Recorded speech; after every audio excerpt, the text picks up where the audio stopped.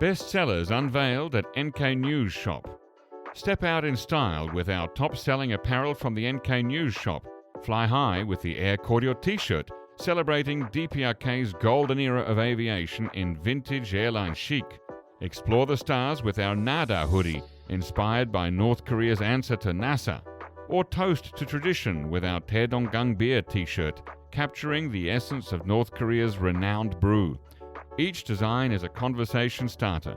Find yours at shop.nknews.org. Again, that's shop.nknews.org.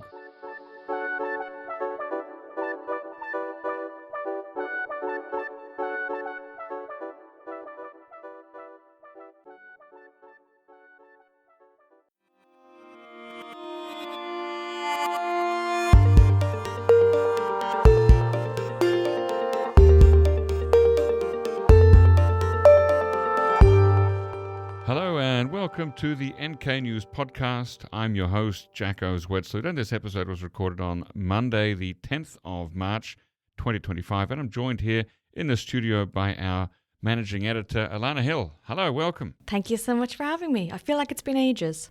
It might have been. It's got to be at least a few weeks, the way this rotation scheme works. So we've got so much to talk about. So much. Lots of things going on. Where should we begin? I suppose with our most recent news, we had a ballistic missile launch this afternoon. Oh, yeah, how could I forget? That was only, 2 hours ago? Yeah, within office hours, which we're always grateful for. Not much yet has come out from that. We haven't heard from the Ministry of Defence yet. What we do know is that North Korea launched multiple unidentified ballistic missiles toward the LOC this afternoon. And they came from an inland area of Hwanghae province around 1:50 p.m., the JCS says. Likely these are in response to Freedom Shield, which kicked off today. Right, this is the annual spring exercises, joint combined exercises between the armed forces of the Republic of Korea and the United States, as I understand it, correct? Exactly, yes. Right. So they kicked off today, scaled up in terms of how many drills that are happening. About 19,000 troops are taking part. Big number. Big number, yes. So I actually think, Jacco, the last time I was on, we were talking about this statement from Kim Yo-jong, the sister of Kim Jong Un, who was threatening an escalation based on Freedom Shield happening and based on this USS Carl Vinson, I think is the correct name, had arrived. So, I mean, we can kind of guess that this is in response to those drills kicking off today. Yeah, and there was a story that, over the weekend or just before the weekend in which she or somebody from North Korea said these drills are escalating tensions on the Korean Peninsula. And so just to make things better, a bit of sarcasm here, North Korea decided to launch some ballistic missiles into the air. Yeah, well, North Korea normally refers to these drills as an aggressive and confrontational war rehearsal. Right. And so also today in state media, they were referring to what happened on Thursday last week when South Korea was, as a precursor to these drills, doing their own exercises with the Air Force and had a bit of an accident. Dropped 8 bombs from 2 different fighter jets onto a civilian area in Pocheon. Yeah. Now, luckily, no one was killed. Very, very luckily. Very luckily. I think but 29 people were injured, right? Yeah, both civilians and soldiers. Not just civilians, also military as well. Correct, yeah. And I think the last count today was something like 150 homes and buildings were damaged. That is a shocking number. 150. Huge, yeah. And so in response to that, today in state media, we saw North Korea calling that accident a disaster. So yeah, again, that was a bit of a precursor to the Freedom Shield that kicked off today. Wow.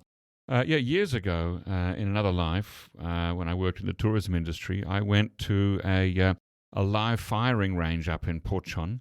And I remember thinking at the time, how do you, in a small, mountainous, densely populated country like Korea, how is it even possible to have a live firing range when they also had a live bomb dropping range as well in the same area in Pocheon?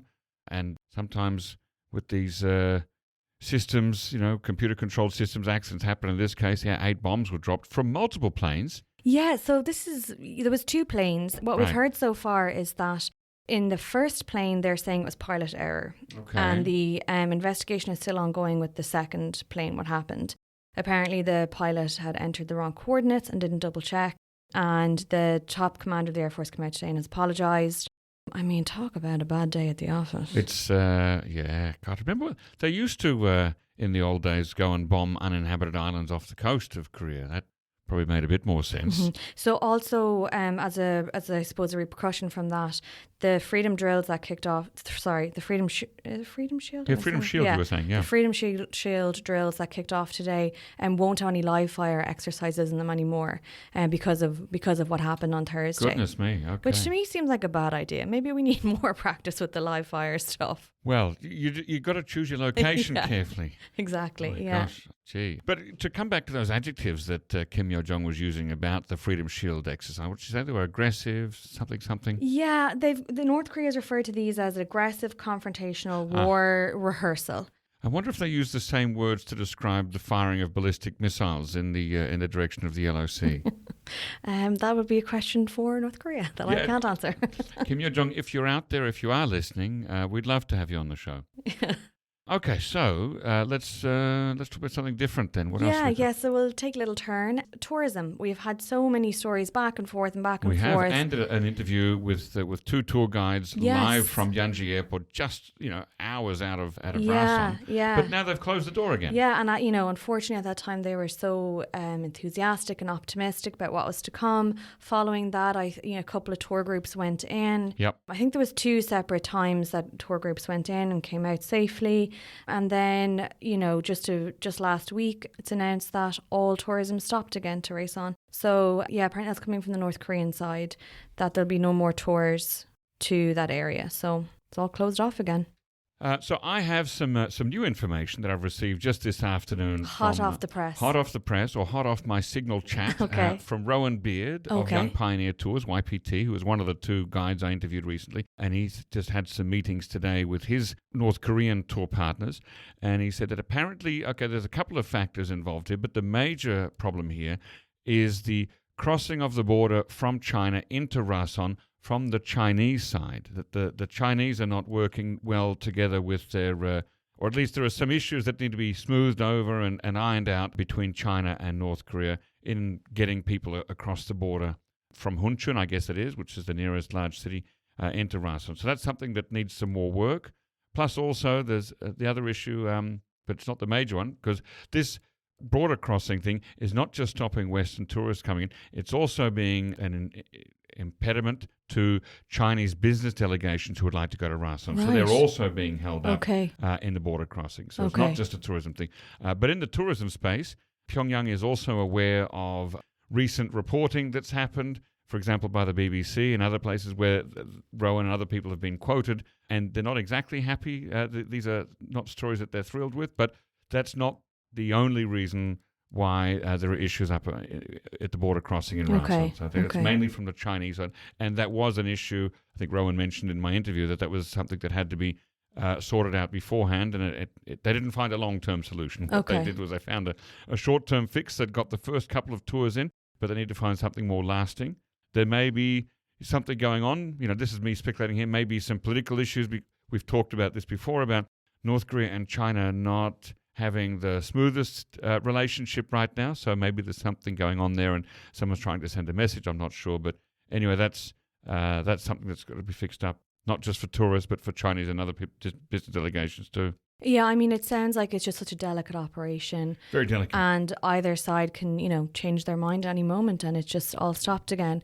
A lot of moving parts. Yeah, exactly. Now, what we have seen on Koryo Tour's website, though, is that the Pyongyang Marathon is set to go ahead. Which is 4 weeks from yesterday. Right. So it's coming really, there's not a lot of time there to smooth that one out. Exactly, yeah. Yeah. There have been talk, especially from the Russian ambassador to North Korea, has talked about Russian participants. Apparently a record number of Russian spectators will be going. So it will be interesting to see, does that still go ahead if Western tourists and Chinese delegations are still not allowed back in the country, but Russians are. Right, well, of course, they'll be crossing the border from Russia, so no problems at all there. And if there is an issue with China, they wouldn't be able to, that would not affect Russian tourists coming in, is what I mean to say. So, it'll be interesting to see whether the marathon goes ahead 4 weeks from now and whether there'll be any international people in participants. Participants in there. Yeah, exactly. Very, very vague at this stage. Very uncertain. Yes. Also today, we had a great story from our Collins Worko, who has found on satellite imagery that North Korea has started work on this ski resort. Is this the Masagyong or another one? No, it's in Samgyong. Oh, right. Yes. Yeah. The sort of the sacred city up near, sort of close to Baekdusan. Exactly. So, and part of his story was again speculating because of the importance of this city in North Korea. Right. Is this just for propaganda purposes? Is it actually going to be open up to Russians or other tourists? But yeah, he's noticed that work on this is progressing quite quickly. There is a new ski slope built. There was a construction camp for workers erected, and also an extension of train tracks, which he says is probably to carry materials and things like that. Wow. So yeah, it's very up and down, back and forth with tourism and what's happening. So just have to wait and see. Is there a good hospital or clinic built nearby for the inevitable broken legs and other injuries? I'll have to get him to look into that. I'm not sure. I think that for me is if I'm not a skier, but if I were, I'd be looking to make sure that I don't have to be airlifted out with a broken leg. That's a pessimistic outlook. Hey, I'm quite accident prone as it happens. So yeah. Okay, so that's tourism. That's the Freedom Shield. What else we got? I suppose the last we can finish up on today is a story from over the weekend. Again, Colin wrote this story based on some state media that came out of Kim Jong Un visiting the country's first nuclear-powered submarine. This is it's a big deal because not everyone has the technology, the capacity to build a submarine that's powered by nuclear turbines. Mm-hmm. So that's big. Is this I remember a few years ago there was a picture of sort of a large piece of, basically it was a huge tube that Kim Jong Un was either standing in or in front of, and this was to be a submarine that was in the process of being built. Yeah, so the last time that we saw this in state media, I believe, was January last year. And then the reporting over the weekend, I think there was only actually like 2 pictures that showed this submarine. Yep. But what was interesting to note was that he also inspected these 2 new large warships. Right, frigates, I think, aren't they? Yeah, so they were at 2 locations, one on each coast. Ooh. And so Kim Jong Un says the plan is to deploy these as soon as possible and that they won't be restricted to any certain waters. Which means they can go out of North Korean territorial waters into international waters. Yes. I think that's what they call a blue ocean navy, if I'm not mistaken. Is it? Or I didn't know that. Yeah, so it's able to sort of go out there basically anywhere. Yeah. The pictures are fantastic as well. I'll link it in the show notes. Yeah, I did go through all of them. The scale of it, it's just it is massive. Amazing. Yeah, both the submarine and the frigates. Also, one of the photographs shows a previous visit of Kim Jong Un to the submarine plant, factory, whatever you want to call it, in which he was looking much slimmer. And then I had to look at the caption. Sure enough, it was from 2013. For a moment there, I thought, he's looking better than when I last saw him, but then I realized it was a decade-old photograph. Okay, oh no. Yeah, but there are definitely some great photographs. Thanks, Colin, for putting that together. Yeah. So check that out on the NK News website. Yeah. And it's a fair play to North Korea. I mean, it's a feather in their cap to be able to be building these things, largely on their own without outside help. So not everyone can do that. So well done on that.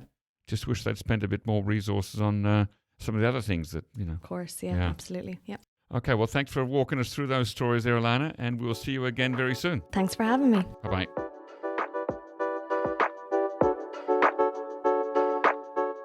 Looking to stay informed about South Korea's fast evolving political, business and cultural landscape?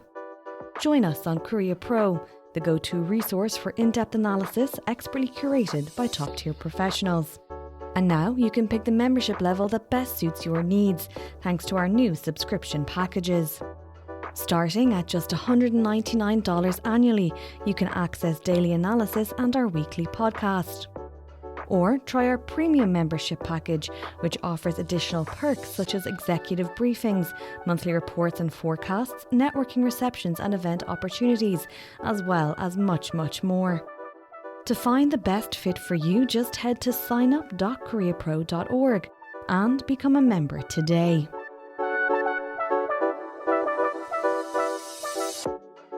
Ladies and gentlemen, that brings us to the end of our podcast episode for today. Our thanks go to Brian Betts and Alannah Hill for facilitating this episode, And to our post-recording producer genius, Gabby Magnuson, who cuts out all the extraneous noises, awkward silences, bodily functions, and fixes the audio levels. Thank you, and listen again next time.